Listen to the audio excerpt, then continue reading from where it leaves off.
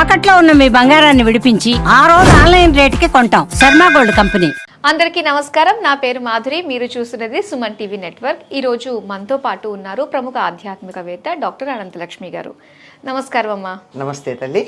అమ్మ, ఈ మధ్యకాలంలో బాగా వశీకరణం అన్న మాట బాగా వినిపిస్తుంది. ఎప్పటి నుంచో ఉన్నా కూడా ఈ మధ్య మనకి ఇన్ఫర్మేషన్ అందుబాటులో ఉంది కాబట్టి ఈ యూట్యూబ్లో అది కూడా ఒకళ్ళని వశీకరణం చేసుకోవడం ఎలా అన్నది చాలా డీటెయిల్గా చెప్తున్నారు.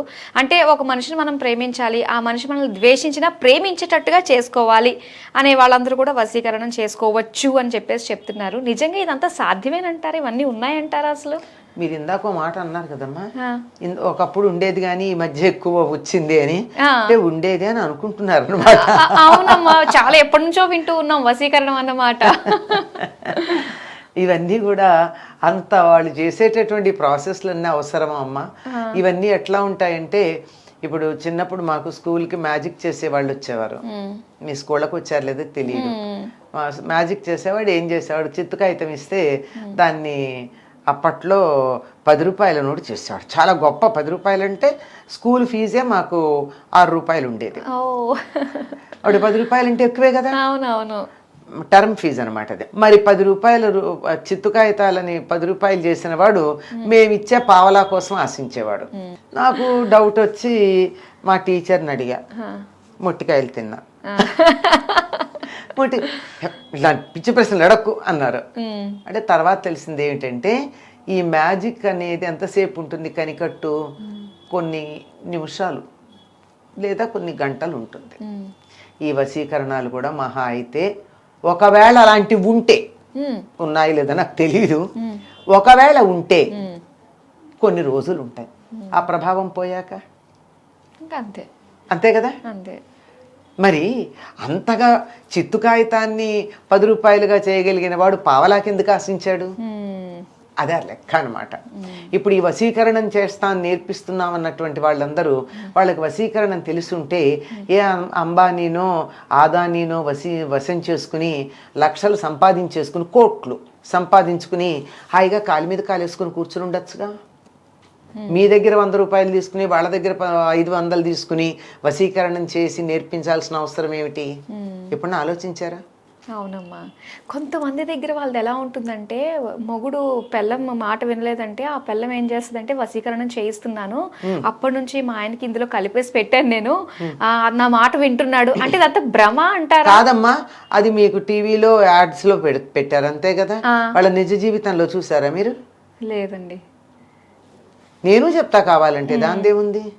మాధురి నేను ఎట్లా చెప్తే అట్లా వింటుంది. నేను ఏదో మంత్రం తీసుకొచ్చి ఆ అమ్మాయికి ఆ మంత్రం చేసినటువంటి నీళ్ళు ఇచ్చాను, పాపం ఆ పిల్ల తాగేసింది, అప్పటి నుంచి నేను ఎట్లా చెప్తే అట్లా వింటుంది అని చెప్తాను. నేను చెప్తాను వాళ్ళ టీవీలో చెప్తే నమ్మేస్తారు.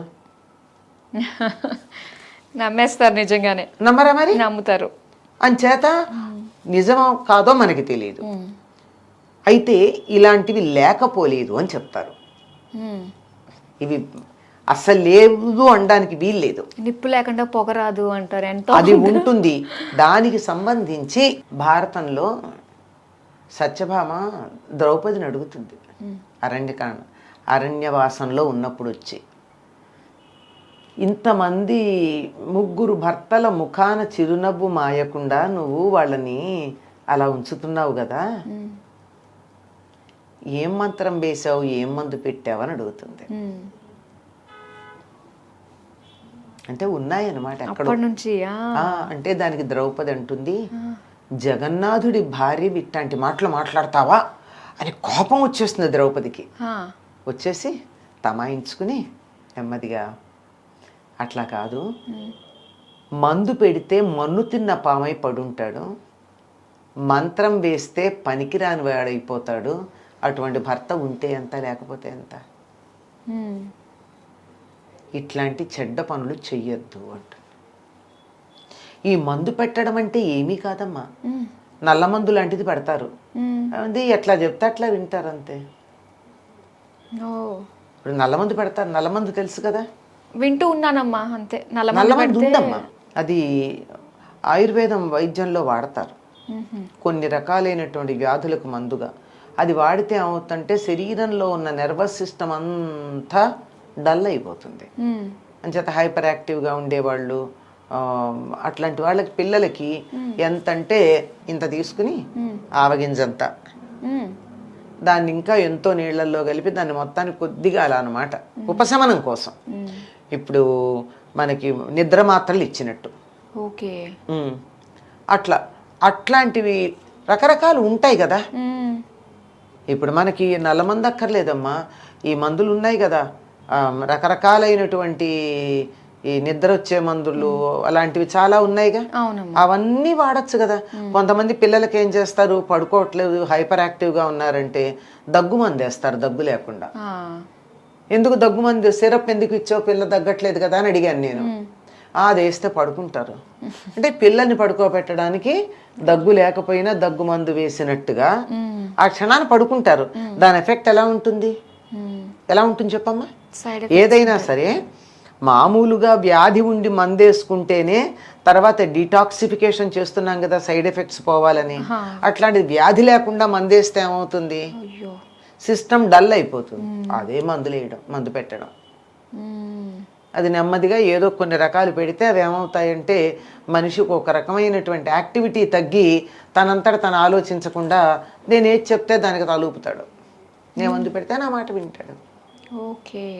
అట్లాంటివి చేస్తే ఏమవుతుంది, మన్ను తిన్న పామైపోతాడు అని చెప్తుంది సరైనటువంటి పదం. ఏమవుతుంది ఇంకా లాభం లేదు. మనిషి ఉంటే ఎంత లేకపోతే ఎంత. ఇప్పుడు మా ఆయన నా మాట వినడానికి మందు పెట్టాను అంద అమ్మాయి, ఇట్లా డల్గా ఇన్యాక్టివ్గా కూర్చున్న చోటు నుంచి కదలకుండా లే అంటే లేచి, కూర్చో అంటే కూర్చొని, ఉద్యోగానికి వెళ్ళు అంటే వెళ్ళి, వెళ్ళొద్దంటే మానేస్తే అక్కడ ఉద్యోగంలో ఏం చేస్తాడు? ఇంకా వాళ్ళకి ఆలోచించే ఇది ఉండదు అనుకుంటా. ఉండదు, ఆలోచన పోవడం జరుగుతుంది. ఈ మాట ద్రౌపది చెప్పింది, అందుకు నేను చెప్తున్నా, ఎవరో కాదు ద్రౌపది సాక్షాత్తు చెప్పింది. అదేమో అబద్ధం చెప్పింది అనుకోవడానికి కూడా వీల్లేదు, అవన్నీ సత్యాలే. కనుక ఇట్లాంటివన్నీ తాత్కాలికంగా మనిషి మనసు మీద ప్రభావం చూపించి నాడీ వ్యవస్థ మీద పనిచేసి వాటిని డల్ అయ్యేటట్టుగా చేసి సొంత తెలివితేటలు లేకుండా చేయడం జరుగుతుంది. ప్రయోజనం ఏమిటి? అసలు అవసరం లేదు వీటి వల్ల. వెజిటబుల్ లాగా ఉండి మాట్లాడడం కూడా చేత కాకుండా అయిపోయి గొర్రెలాగా తలూపేటటువంటి భర్త ఉన్నా ఒకటే లేకపోయినా ఒకటే, అలాంటి భార్య ఉన్నా ఒకటే లేకపోయినా ఒకటే, అంతే. ఇవన్నీ కూడా ఆ క్షణాన ఒక నిద్ర స్లీపింగ్ ట్యాబ్లెట్ వేస్తే హైపర్ యాక్టివ్ ఉన్నటువంటి వాళ్ళు కామ్ డౌన్ అయినట్టుగా ఒక్క నిమిషం మాట వింటారు. అది కొన్ని నెలలు కూడా ఉంటే ఉండొచ్చు. దాని ప్రభావం పోయాక రెట్టింపు వేగంతో బయటకు వస్తారు. లేదా అది డీప్ రూటెడ్గా అయితే యూస్లెస్ ఫెలోస్ అవుతారు, నిర్వీర్యం అయిపోతారు. అందువల్ల వీటి జోలికి వెళ్ళొద్దు. ద్రౌపదే చెప్పిన మాట ఏమిటంటే తన భర్తలు అలా నవ్వుతూ తన మాట వినడానికి కలిగిన కారణం చెప్తుంది. వాళ్ళని ఎంత ప్రేమగా తను చూసుకుంటుందో, వాళ్ళ పనులన్నీ తను ఎలా చేస్తుందో అవన్నీ చెప్తుంది. ద బెస్ట్ వే వశీకరణానికి ఏమిటో తెలుసమ్మా? Love them. ప్రేమకి ఉన్నటువంటి శక్తి మామూలుది కాదు.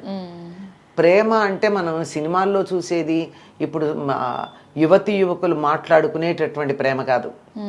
నిజంగా అన్కండిషనల్ లవ్, అన్కండిషనల్ లైకింగ్, ఏమీ ఆశించకుండా ఇష్టపడుతూ ఉంటే, వాళ్ళ నుంచి నువ్వు ఏమి ఎక్స్పెక్ట్ చేయకుండా వాళ్ళ శ్రేయస్సు కోరుకుంటే అతి త్వరలో వాళ్ళు మీరు చెప్పిన మాట వింటారు. ఇది కదా అసలైన వశీకరణానికి అర్థం. లవ్ లవ్ లవ్ దాన్ని మించింది లేదమ్మా. అమ్మ మాట ఎక్కువ మంది వింటారు, ఎందుకంటే అమ్మ ప్రేమిస్తుంది. Unconditional love, unconditional. ఇప్పుడు అక్కడ కొంచెం పొల్యూషన్ వచ్చింది, అది వేరే మాట. కానీ ఎక్కువ మంది అని నేను చెప్పిన మాటల అర్థం అది. అంచేత ఎవరు మిమ్మల్ని ప్రేమించాలని మీరు అనుకుంటున్నారో, ఎవరు మీ మాట వినాలనుకుంటున్నారో వాళ్ళని త్రికరణ శుద్ధిగా మనఃపూర్వకంగా ఊరికే పైన మాటలు చెప్పి కాదు, నిజంగా ఇష్టపడండి. Love them with all their defects, వాళ్ళల్లో ఉన్న లోటుపాట్లతో సహా ఇష్టపడండి. లోటు ఉంటుంది, లోటు ఎవరిలో లేదు, నాలో లేదా, నీలో లేదా, ప్రపంచంలో ఎవరిలో లేదు. అసలు ఏ మనిషిలో లోటు లేని మనిషి అన్నవాడే లేడు. ఉంటాయి, గుర్తించటం తప్పు లేదు, కానీ దాన్ని పట్టించుకోవడం తప్పు. కనుక ప్రేమించటం అన్న దాన్ని మించిన వశీకరణం మరొకట్లే లేదు. బా చాలా బాగా తెలియజేశారమ్మా. ధన్యవాదాలు. నమస్తే అమ్మా.